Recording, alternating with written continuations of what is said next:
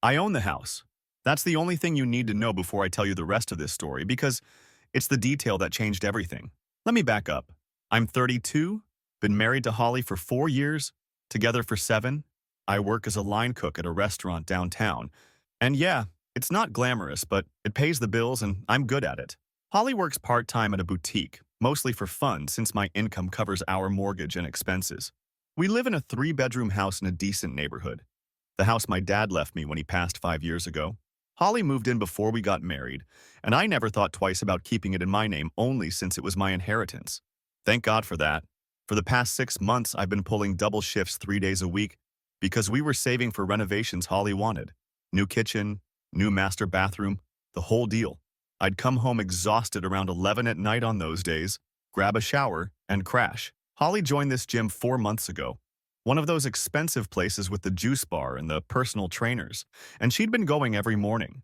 I thought it was great that she was taking care of herself, encouraged it even. I'm not one of those guys who gets weird about their wife looking good. Last Wednesday, I got cut early from my double because we had a gas leak and had to close the kitchen. I got home around 8 instead of 11, parked on the street instead of the driveway because Holly's car was there and I figured I'd move it later. I came in through the front door and heard voices in the kitchen. Holly and her friend Lois were talking, and I was about to call out and say I was home early when I heard my name. Holly was saying how I come home every night smelling like grease and fryer oil, how I drag myself through the door like some kind of martyr. She said I genuinely believe that working myself to death makes me worthy of respect, that I think I'm some kind of provider when really I'm just a line cook who can't see past his own delusions.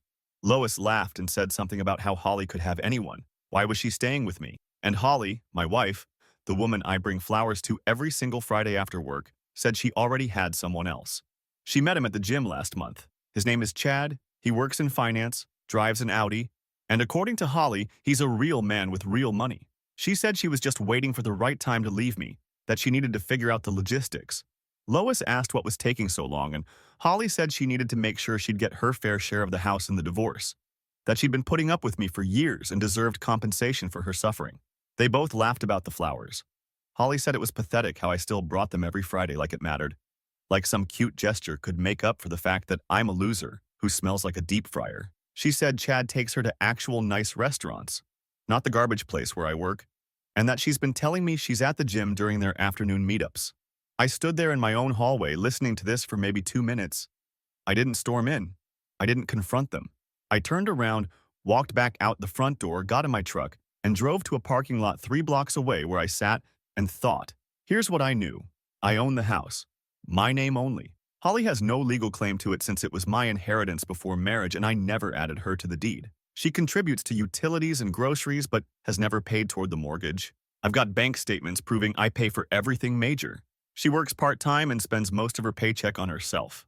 I've been busting my back for renovations she wanted while she's been meeting Chad at nice restaurants with my money and planning to divorce me and take half my house. I sat in that parking lot for 3 hours making phone calls and plans. First, I called my buddy Anton, who's a lawyer, told him everything, asked him what my options were. He said since the house is inherited property in my name only, and we don't have kids, I'm protected, but I need to be smart about this. He said document everything, don't do anything stupid, and prepare for her to get nasty. Then I called my mom because she needed to know what was coming. She wanted to drive over right then and confront Holly herself, but I told her to wait, that I had a plan, and I needed her to trust me. By 11 that night, I'd made all the arrangements I needed to make. I drove home, parked in the driveway, and walked in like nothing had happened. Holly was in the living room watching TV. She asked why I was so late and I told her the gas leak took forever to fix. She didn't even look away from her show, just said okay, and asked if I'd remembered to pick up milk. I told her I forgot. She rolled her eyes. I went upstairs, took a shower, and got in bed. Holly came up an hour later and got in beside me like everything was normal. She fell asleep within minutes. I lay there staring at the ceiling, planning every single move for the next day. Thursday morning, I called in sick to work. Holly left for the gym at 8 like always, probably heading straight to meet Chad. The second her car turned the corner, I was on the phone with a locksmith. Had all the exterior locks changed by 10. Then, I went through the house systematically and packed up everything that was clearly hers. Clothes, toiletries, shoes, jewelry, all her personal items. I wasn't cruel about it. Didn't damage anything. Just boxed it up neatly and stacked everything in the garage. Took me until 2 in the afternoon. Then, I changed our Wi-Fi password. disconnected her phone from our family cell plan and opened a new individual account for myself, removed her access to our joint checking account by transferring all funds to a new personal account in my name only, completely legal since it was my income funding it, and Anton confirmed she had no legal right to that money since we're still married and it's not a marital asset. I kept screenshots of everything showing the account history, proving every deposit came from my paychecks. I left a note on the kitchen counter next to her house keys that I'd collected from her purse. The note said I'd overheard her conversation with Lois on Wednesday night, that I knew about Chad, and that she needed to figure out her next steps because she was no longer welcome in my house. I wrote that her belongings were packed in the garage and she had until Friday evening to arrange to collect them, after which I'd have them moved to a storage unit in her name at her expense. Then I went to my mom's place to wait. Holly's first message came through around 6 that evening. She'd gotten home and found everything. The messages started out confused, asking what I was talking about, saying I was being crazy. Then they turned angry, demanding I let her back in the house, threatening to call the police. I didn't respond to any of them. Anton had told me not to engage, to let her figure out on her own that she had no legal leg to stand on. The messages kept coming. By 8, she was calling me repeatedly. I declined every call. By 9, she was texting that we needed to talk, that I'd misunderstood what I heard, that she could explain everything. By 10, she was saying she'd made a mistake and she was sorry, that Chad meant nothing, that we could work this out. I sat at my mom's kitchen table reading every single message and feeling absolutely nothing except satisfaction that my plan was working exactly as I'd intended. My mom kept asking if I was okay and I told her I'd never been better. Friday morning, the messages got desperate. Holly said she'd been staying at Lois's place but couldn't stay there long term. She said she had nowhere to go. She said I was being unreasonable and cruel. She said she loved me, and she didn't know what she'd been thinking. She promised to end things with Chad immediately if I'd just let her come home. I finally responded with one message. You called me a delusional loser who smells like grease. You laughed about the flowers I brought you every week. You were planning to divorce me and take my house. Figure out your next move because you're not coming back here. Her response came within seconds, and that's when things started getting really interesting. Update 1. Okay, so that last message I sent Holly on Friday morning, the one where I basically told her she was never coming back, her response was immediate and it was long. She said I had no right to kick her out of her home, that she'd lived there for 6 years and had just as much claim to it as I did, and that if I didn't let her back in immediately, she was calling a lawyer and her parents. And apparently she did both, because within an hour, I had her dad Gregory blowing up my phone. Now let me give you some context about Gregory. The man never liked me. When Holly and I got engaged, he made it crystal clear he thought she could do better, that a line cook wasn't good enough for his daughter, that she deserved someone with a real career. He only shut up about it when Holly told him to back off, but I could always tell he was just waiting for me to fail so he could say, I told you so. Well, guess what, Gregory? This isn't me failing. Gregory's first message said I needed to stop being childish and let Holly come home so they could talk sense into me. I ignored it. His second message, 5 minutes later, said that Holly was devastated and staying at their place, and that I was being cruel and unreasonable. Still ignored it. Then he called. I let it go to voicemail. He left a 3-minute rant about how I can't just kick my wife out of her home, how what I did was probably illegal, and how he was going to make sure Holly got everything she deserved in the divorce. Here's the thing that a lot of you pointed out in the comments on my last post, and you're absolutely right. I needed to be smart about this. So Friday afternoon, I drove back to the house, and I spent 4 hours going through everything and photographing every single room, every piece of furniture, every appliance. I photographed the mortgage documents showing my name only. I photographed my dad's will leaving the house to me. I photographed 5 years of mortgage payment records from my bank account. I photographed the utility bills in my name. I sent all of it to Anton. Anton called me back within an hour and said I was in good shape, but that I needed to prepare for Holly to claim she has an equitable interest in the property because she lived there and contributed to household expenses. He said she'd probably try to argue she has some ownership stake because we're married. I told him she never paid a dime toward the mortgage, only split utilities and groceries, and he said that was good, but we needed documentation. So I spent another 2 hours pulling bank records showing exactly what she contributed versus what I paid. While I was doing this, Gregory called again. This time I answered, and man, I wish I'd recorded it because it was insane. He immediately started in on how I was making the biggest mistake of my life, how Holly loved me, and I was throwing away our marriage over nothing. I asked him if Holly told him about Chad. He went silent for about 5 seconds, then said that Holly admitted she'd been talking to someone at the gym, but that it was just friendly conversation and I was overreacting. Just friendly conversation. I told Gregory that I'd heard Holly myself telling Lois that she was sleeping with Chad, that she was planning to divorce me and take my house, and that she'd called me a delusional loser who smells like grease. Gregory said I must have misunderstood, that Holly would never say something like that. I asked him if he was calling me a liar. He said no, but that maybe I'd taken things out of context, and that marriages go through rough patches, and that the right thing to do was to go to counseling and work it out. I told Gregory that Holly could work out whatever she wanted, but she was doing it from somewhere that wasn't my house. He got angry then and said that legally I couldn't just kick her out, that she had rights as my spouse. I told him to have his lawyer call my lawyer, gave him Anton's number, and hung up. Not even 10 minutes later, Holly was calling me. I answered because I knew this conversation was coming and I wanted it on my terms. She started crying immediately, saying she was sorry, that she'd made a terrible mistake, that Chad was nothing and she never actually slept with him. They'd just been flirting and having lunch together. I asked her why she told Lois she was sleeping with him then. She said she was just talking big, trying to sound exciting, that Lois brings up her perfect boyfriend all the time and Holly felt pressured to make her own life sound more interesting. Do you see what she was doing? Shout out to the commenter who called this exact move. She was trying to minimize everything now that she realized she had no leverage. But I was there. I heard her. She wasn't trying to impress Lois. She was planning her exit strategy and got caught. I told her I didn't believe her and that we were done. She started begging, saying she had nowhere to go, that her parents' place was too far from her job, that all her friends lived near our neighborhood. I told her that sounded like a her problem. She switched tactics and said that she'd helped pay for that house too, that she'd contributed to the household for 6 years and deserved to have somewhere to live. I reminded her that she'd never paid one mortgage payment, that the house was mine before we married, and that her contribution of splitting groceries didn't give her ownership rights. That's when she got nasty. She said that her lawyer was going to destroy me, that she was going to take me for everything I had, that I'd regret treating her this way. I told her to go ahead and try, that I had documentation of everything, and that she should probably focus on figuring out where she was going to live, because her stuff was going to a storage unit if she didn't collect it by 6 p.m. She hung up on me. 20 minutes later, I got a message from a number I didn't recognize. It was Chad. And this is where it gets really good because this guy actually thought he was going to white knight his way through this situation. His message said that he'd heard about what was happening with Holly, that she was a sweet person who didn't deserve to be treated badly, and that maybe I should consider that there were two sides to every story. I sat there staring at my phone thinking this cannot be real.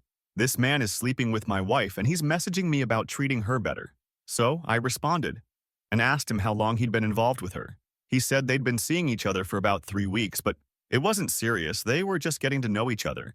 And he didn't appreciate me making her homeless over a casual friendship. 3 weeks. Casual friendship. I asked him if that casual friendship included taking her to nice restaurants and meeting up when she was supposed to be at the gym. He said that Holly was clearly unhappy in her marriage and he was just being supportive, and that if I couldn't make her happy, then maybe I should let her go. I told him that he was welcome to her, but that he'd better have a good income because Holly was used to living in a house that I paid for, and now that she wasn't living here anymore, she'd need someone else to fund her lifestyle.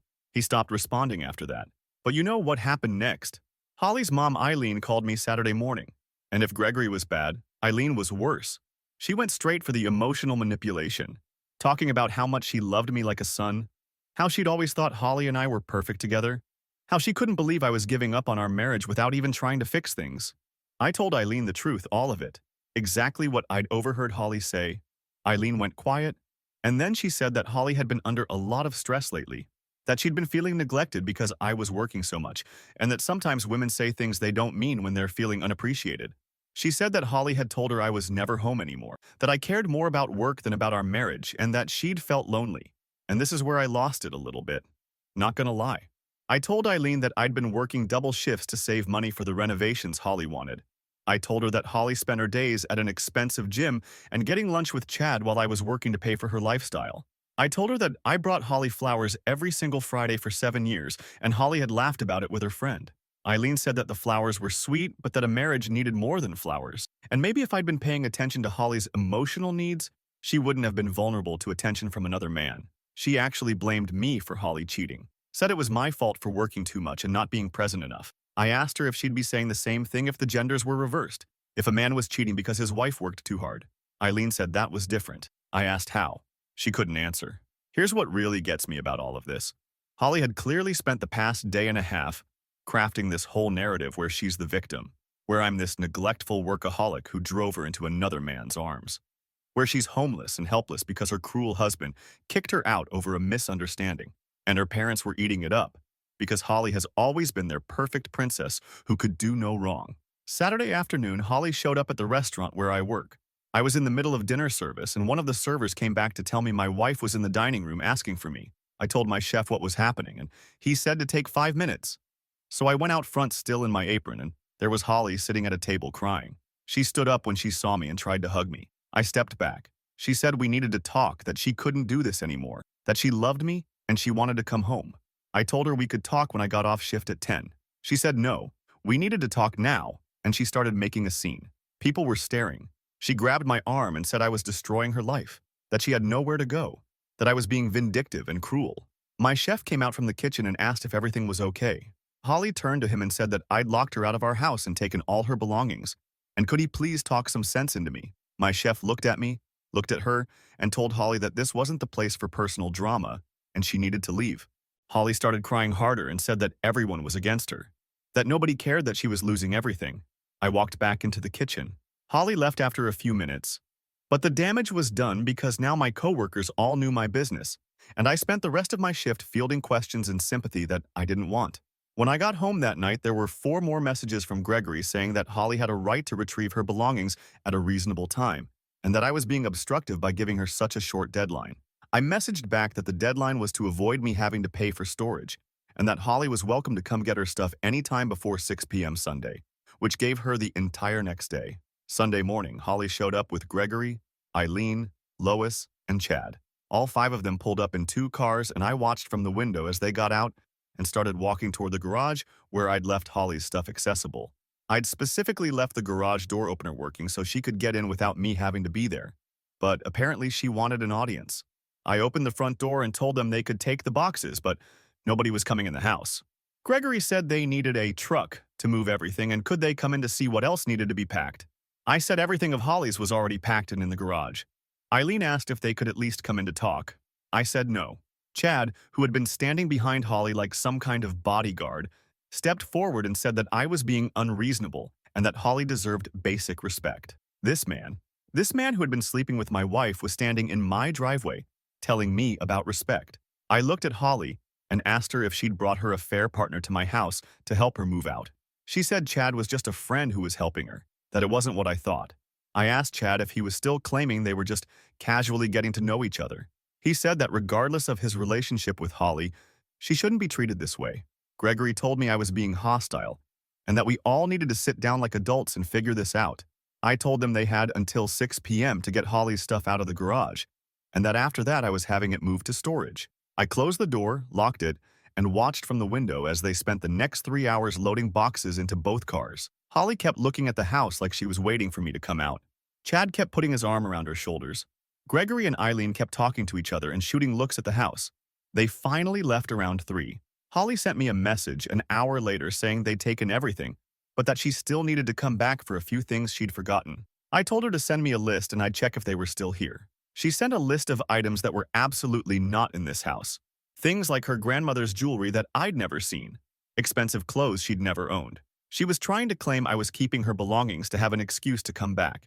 I told her that none of those items were here and that she was welcome to bring the police if she thought I was lying. She said I was being petty and cruel. I didn't respond. And that brings us to today, Monday morning. I got served with divorce papers an hour ago. Holly's filing for divorce and claiming she's entitled to half the value of the house because we're married and she's been living here. Anton's looking at the papers now, but he says it's going to be a fight because even though the house is my inherited property, Holly's lawyer is going to argue that 6 years of cohabitation gives her an equitable interest. But here's the part that's got me furious. In the filing, Holly's claiming that I have anger issues and that she feels unsafe around me, and she's requesting a temporary restraining order. She's trying to paint me as dangerous so she can get sympathy from the judge. Me, the guy who worked double shifts to pay for her dream renovations while she was sneaking around with Chad. Anton says we need to prepare for her to lie about everything in court, and that I should start thinking about anyone who can testify to my character and to the actual state of our marriage. He also said I need to be ready for this to get expensive because Holly's parents are clearly funding her lawyer. So yeah, This is where we are. Holly's parents think I'm the villain. Chad thinks he's saving Holly from an abusive marriage. Holly is playing victim while trying to take my house. And I'm sitting here with divorce papers and a potential restraining order knowing that I haven't done a single thing wrong except overhear the truth. The comments on my last post told me to stay strong and not let her manipulate me back. Trust me, after this weekend, there's zero chance of that happening. But I'd be lying if I said I wasn't worried about what she's going to try next. Update 2. The restraining order hearing was on Wednesday, and it went exactly like Anton said it would. Holly showed up with her lawyer and her parents, cried on the stand about how scared she was of me, and the judge granted a temporary order pending a full hearing in 3 weeks. I'm not allowed within 500 feet of her, which is fine by me since I have zero desire to be anywhere near her anyway. What's not fine is that Holly is now telling everyone who will listen that I'm dangerous and abusive, and that she had to get a restraining order for her safety. My mom found out through a neighbor who saw it on Holly's Instagram story. Holly posted some vague thing about finally feeling safe and taking steps to protect herself, and all her friends were commenting about how brave she was, and how they'd always suspected something was wrong with our marriage. I don't even have Instagram anymore. Deleted it years ago because I didn't see the point. But apparently Holly's been crafting this whole narrative online about being a victim. Anton told me not to respond to any of it, that anything I say can and will be used against me in the divorce proceedings, and that Holly's lawyer is clearly building a case to claim she deserves more in the settlement because she suffered in the marriage. But it's taking everything in me not to blast the truth all over social media, because watching her play victim while I'm the one who got cheated on is driving me absolutely insane. Here's what's been happening since Monday. Holly is staying with her parents, and apparently that's going about as well as you'd expect for a 30-year-old woman who's used to having her own space. Gregory called me Tuesday morning. Yes, even though his daughter has a restraining order against me, he had no problem contacting me himself and said that Holly needed money for basic expenses since I'd cut her off from everything. I told him that Holly has a job and can support herself with her own income, like an adult. He said her part-time boutique salary wasn't enough to cover her phone bill, car insurance, and other necessities. And this is where it gets good because I asked Gregory exactly what Holly had been spending her money on for the past 4 years, if not her own bills. He went quiet for a minute and then said that Holly had been contributing to our household and didn't have much left over. I reminded him that I'd paid the mortgage, the property taxes, the homeowner's insurance, the utilities minus her half, and all the groceries minus her half, and that Holly's only financial responsibilities were her car payment, her car insurance, her phone, and her personal spending. He said that Holly had been saving for our future and that she shouldn't be punished for being a good partner. I asked him how much Holly had saved. He couldn't answer. Because here's the truth. Holly has maybe $2,000 in her personal account. I know this because I'd seen her bank statements back when we were planning the renovations and talking about combining finances for the project. She spends everything she makes on clothes, makeup, eating out with friends, and apparently that expensive gym membership. She's been living a lifestyle funded by my income while saving absolutely nothing. So I told Gregory that if Holly needed money, she could pick up more hours at work or get a second job like the rest of us. He said I was being vindictive and that a real man would make sure his wife was taken care of even during a divorce. I told him that a real wife wouldn't cheat and then try to steal her husband's house. He hung up on me. But the calls didn't stop. Eileen messaged me on Wednesday afternoon saying that Holly was having panic attacks and couldn't sleep, that the stress of everything was making her physically ill, and couldn't we please just sit down and talk like adults? I told her that there was a restraining order preventing that. She said that Holly would drop the restraining order if I'd agree to mediation and work out a fair settlement. I asked what Holly considered fair. Eileen said that Holly wanted half the value of the house since we'd been married for 4 years and living together for 6. The house is worth about $400,000. Holly wants $200,000 for living in a house that I owned, that I paid for, that my father left to me. I told Eileen that was never going to happen and that Holly's lawyer could present whatever case they wanted in court, but they weren't getting a dime of my inheritance. Eileen said I was being selfish and that Holly had given me the best years of her life. I told Eileen that Holly had given Chad her afternoons at the gym and that the best years of her life apparently didn't include loyalty or respect for her marriage. Eileen stopped responding after that, but Thursday morning I got a message from Lois. Yes, Lois, the friend who was in my kitchen laughing while Holly mocked me. Her message said that she felt terrible about everything that happened and that she wanted me to know that Holly never meant the things she said that night, that she was just venting because she'd been feeling neglected, and that if I really loved Holly, I'd give her another chance. I asked Lois if she was serious. She said that everyone says things they don't mean when they're frustrated and that Holly was devastated that I'd overheard a private conversation. I told Lois that the problem wasn't that I'd overheard it. The problem was that Holly had said it and meant it. Lois said that Holly was just trying to sound tough in front of her friends, but that deep down she really did love me and appreciate everything I did. So I asked Lois point blank, did Holly tell her that she was sleeping with Chad, or was that also just talk? Lois said that Holly and Chad had only gone out a few times and that it wasn't serious, just lunch and conversation. I asked if Lois knew that Holly was married when she was encouraging this. Lois said that she'd actually told Holly to be careful, but that Holly seemed so unhappy in our marriage that she understood why Holly was looking for happiness elsewhere.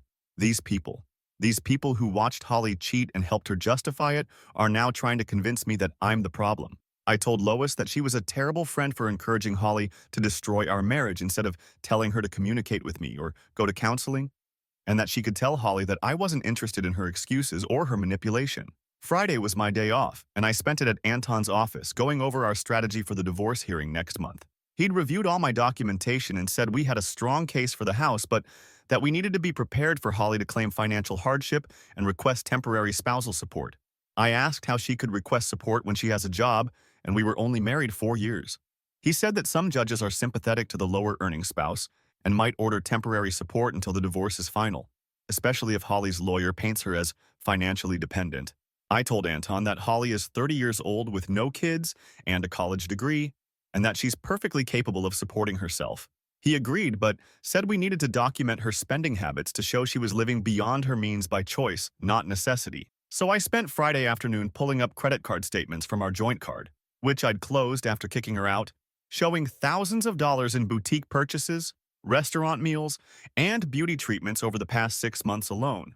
Anton looked at the statements and said this was perfect, that it showed Holly was spending recklessly while I was working double shifts to save money. He said her lawyer would have a hard time arguing. She needed support when she'd been spending $300 a month at salons and another $200 on clothes.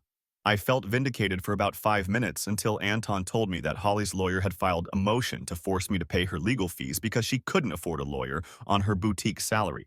They want me to pay for the lawyer who's trying to take my house. Anton said we'd fight it, but that I needed to prepare for the possibility that a judge might order me to contribute to her legal costs. I asked how that was fair when Holly was the one who cheated and filed for divorce. He said that family court isn't about fair, it's about what judges decide, and that we needed to focus on protecting my assets rather than getting justice for the infidelity. Saturday morning, I went to the gym. Not Holly's fancy place, but the regular 24-hour gym I've always gone to when I had time. I was on the treadmill when Gregory walked in, and before anyone asks, no, this wasn't a coincidence. My mom told me later that Eileen had asked her where I worked out because they wanted to talk to me face to face. So Gregory deliberately came to my gym to ambush me. He walked straight up to my treadmill and told me we needed to talk. I kept running and told him I had nothing to say to him. He said that Holly was falling apart, that she'd lost 8 pounds in the past week because she couldn't eat from the stress, and that Eileen was worried about her mental health. I said that Holly had brought all of this on herself. He said that I was being cruel, and that regardless of what happened between Holly and me, she was still his daughter, and he wasn't going to stand by and watch her suffer. I stopped the treadmill and got off. Told Gregory that his daughter had been planning to divorce me and steal my house while sleeping with another man, and that her suffering was a direct result of her own choices. He said that Holly made a mistake, but that she was willing to work on the marriage if I'd just give her a chance. I asked if Chad knew Holly wanted to work on our marriage. Gregory said that Holly had ended things with Chad and that she was committed to saving what we had. I told Gregory that there was nothing to save. He got angry then and said that I was throwing away a good woman over one mistake, that Holly had been a devoted wife for 4 years and deserved better than being tossed out like trash. I asked him what part of calling me a delusional loser and mocking me to her friends was being a devoted wife. He said that everyone complains about their spouse sometimes and that I was being oversensitive. Oversensitive. I was being oversensitive for being angry that my wife spent months cheating on me while planning to steal my inheritance. I told Gregory to get away from me before I had to add him to the restraining order, and I walked out of the gym. But here's where it gets interesting, and this is the part that has me absolutely furious.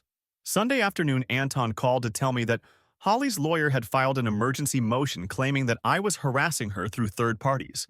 They claimed that I'd been having my family and friends contact Holly to intimidate her, and they wanted the restraining order modified to prevent any contact, including through other people. I told Anton that was complete nonsense, that I hadn't contacted Holly at all, and that if anyone was doing the harassing, it was her family contacting me. He said we'd address it in court, but that I needed to document every single contact I'd had with Gregory, Eileen, or anyone connected to Holly. So I spent Sunday evening screenshotting every message, every call log, showing that they were the ones initiating contact. And then Monday morning, yesterday, I got a message from Chad. His message said that he needed to talk to me about Holly, that there were things I should know about the situation, and could we meet somewhere neutral to discuss it. I stared at that message for a solid 5 minutes, trying to figure out what game he was playing. This man who'd been sleeping with my wife, who'd shown up at my house to help her move out, who Holly had supposedly ended things with, was now reaching out to talk. I asked Anton if I should respond. He said absolutely not, that it was likely a setup to catch me violating the restraining order or to gather information for Holly's legal case. So I didn't respond.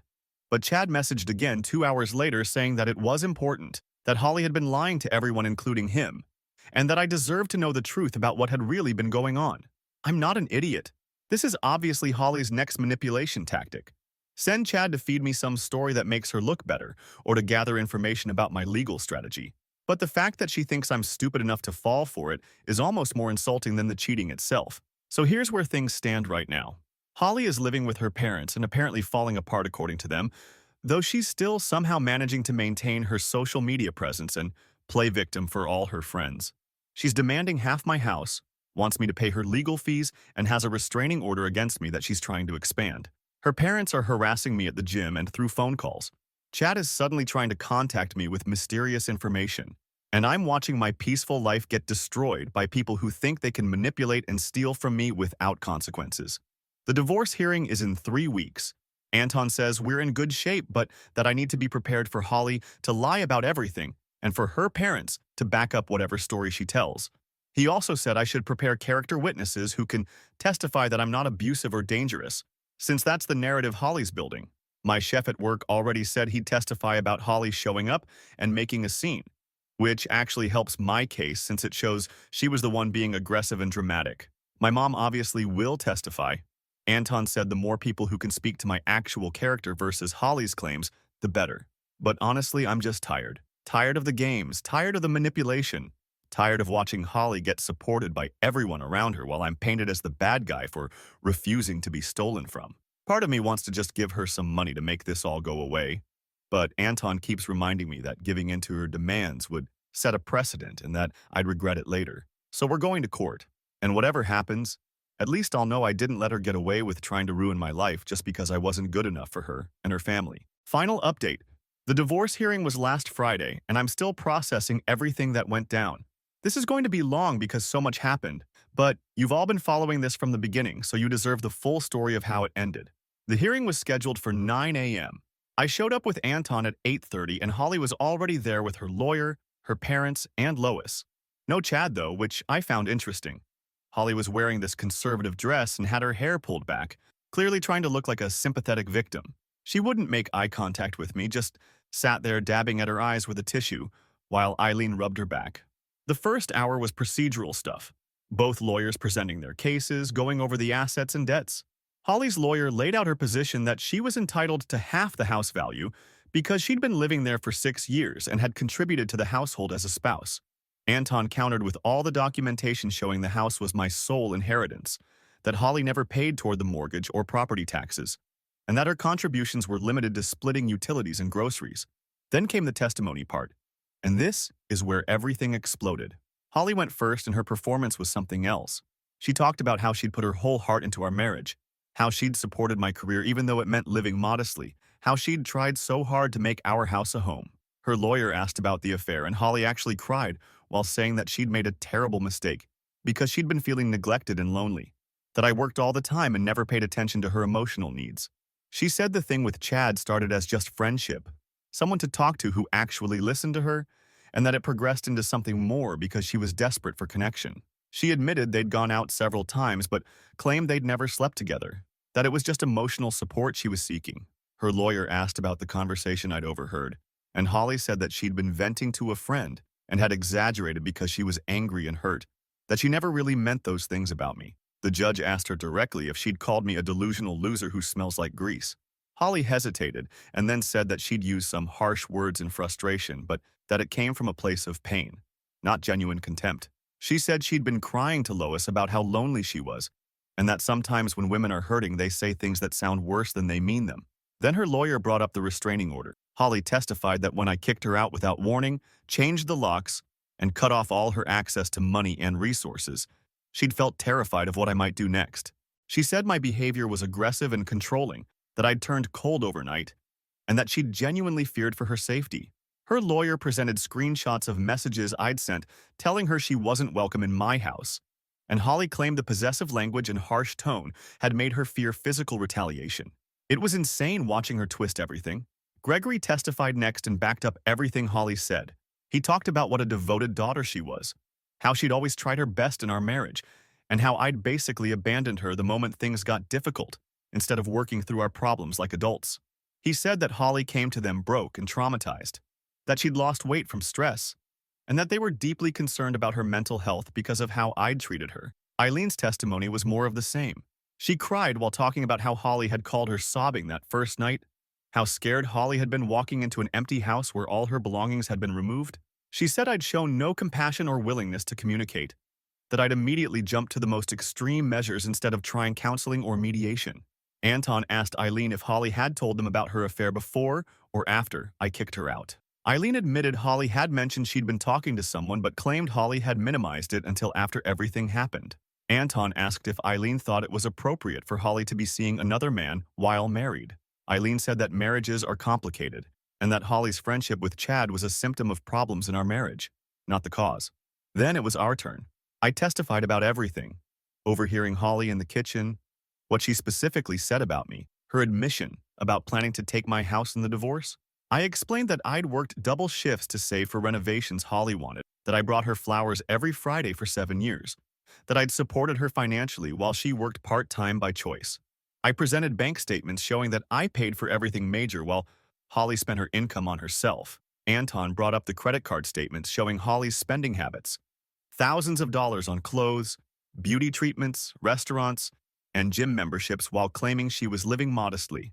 He asked me to describe our financial arrangement, and I explained that Holly had free housing in my inherited home, that I covered all major expenses, and that she'd been living a lifestyle well above what her boutique salary could support. The judge asked me why I'd acted so quickly instead of trying to talk to Holly first. I told him that there was nothing to talk about.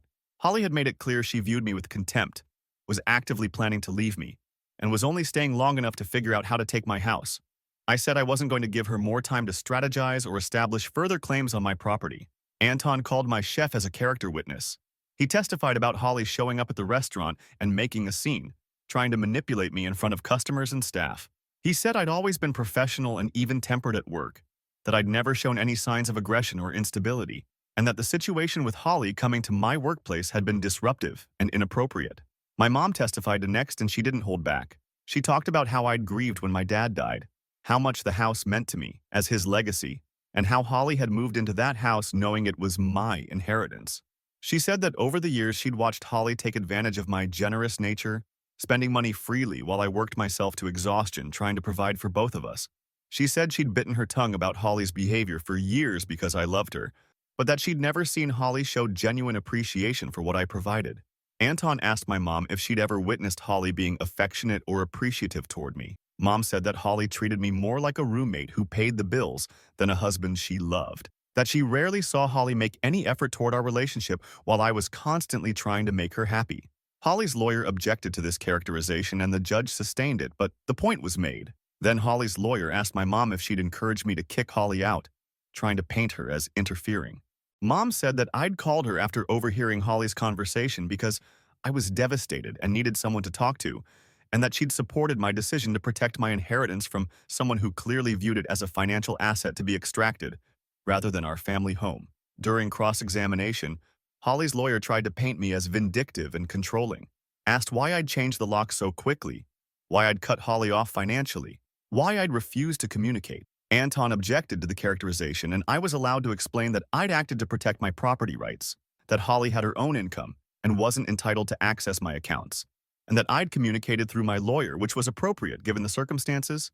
Then came the part that changed everything.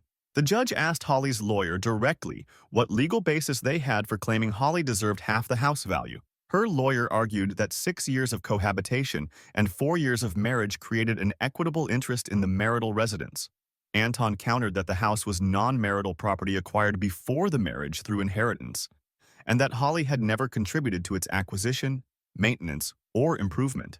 The judge asked Holly's lawyer if they had any evidence that Holly had contributed financially to the property itself, mortgage payments, tax payments, renovation costs.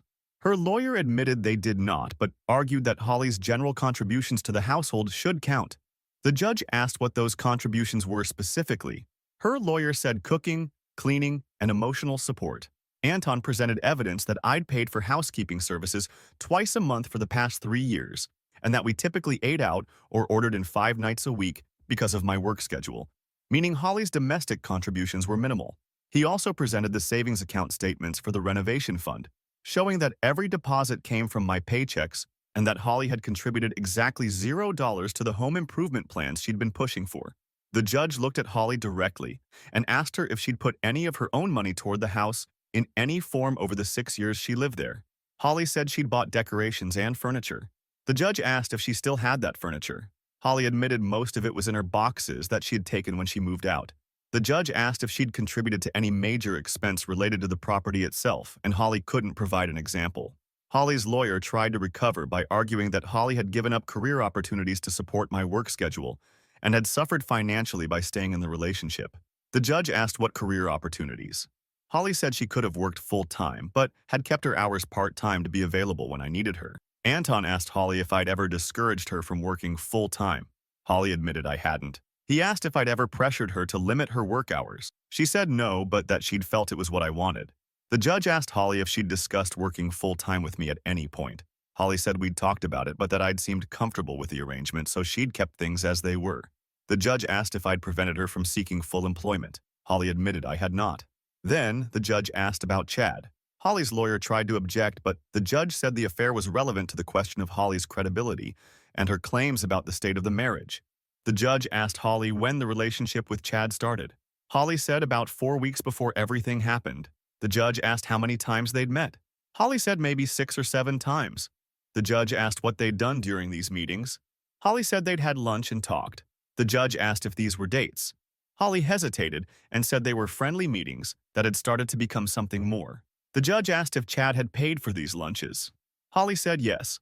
The judge asked if she'd told Chad she was planning to divorce me. Holly said she'd mentioned that she was unhappy in her marriage. Anton presented the screenshot from Chad's messages to me where he'd said he and Holly had been seeing each other for 3 weeks and were getting to know each other. The judge asked Holly if she'd told Chad she was married. Holly said yes. The judge asked if she'd told Chad she was living with her husband and planning to take his house. Holly said she'd told Chad she was in a complicated situation. The judge asked Holly directly, "Did you tell your friend Lois that you were waiting for the right time to leave your husband and that you wanted to make sure you'd get your fair share of the house?" Holly said that she'd been venting and exaggerating. The judge asked if she'd said those things or not. Holly admitted she had, but insisted she didn't mean them literally. The judge asked if she'd called me a delusional loser who smells like grease. Holly said those were harsh words she'd used in frustration. The judge asked if she'd said them. Holly said yes. The judge asked if she'd laughed with Lois about me bringing her flowers every Friday. Holly said they'd been having a private conversation where she was expressing her unhappiness. The judge asked again, "Did you laugh about the flowers?" Holly said yes, but that it wasn't meant cruelly. Then the judge went silent for a minute, looking at all the documents in front of him. He asked Holly's lawyer if they had any legal precedent for a non-contributing spouse receiving half the value of inherited property that remained in sole ownership. Her lawyer cited a few cases, but Anton immediately countered that those cases involved properties that had been refinanced or modified during the marriage, creating new marital interests. The judge ruled from the bench. He said that the house was clearly non-marital property, that Holly had never established any ownership interest through contribution or agreement, and that her claim to half the value had no legal foundation.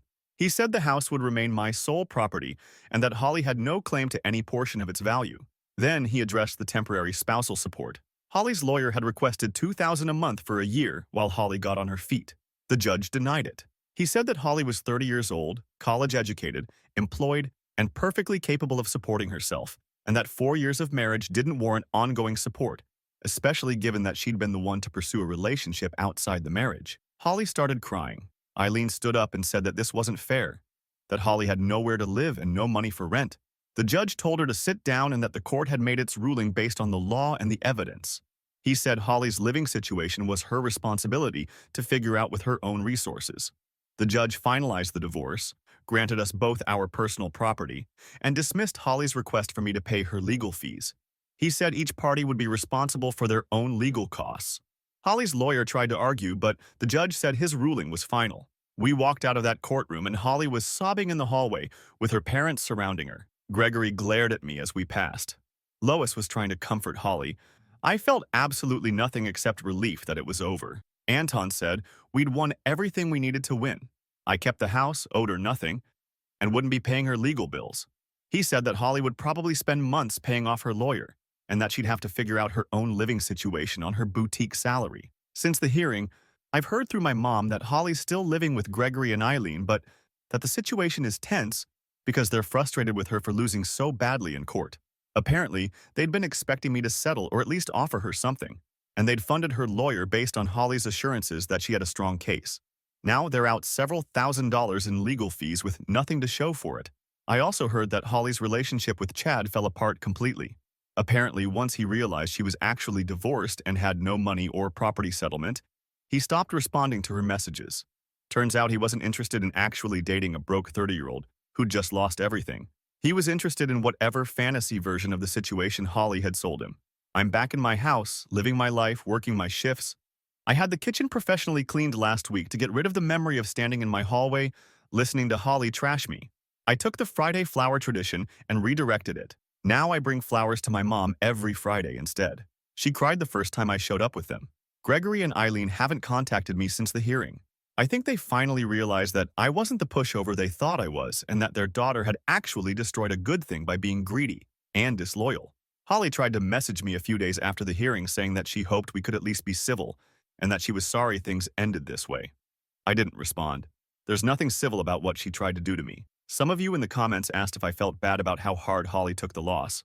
Honestly, no. She called me a delusional loser who smells like grease. She mocked me for working myself to exhaustion trying to provide for us.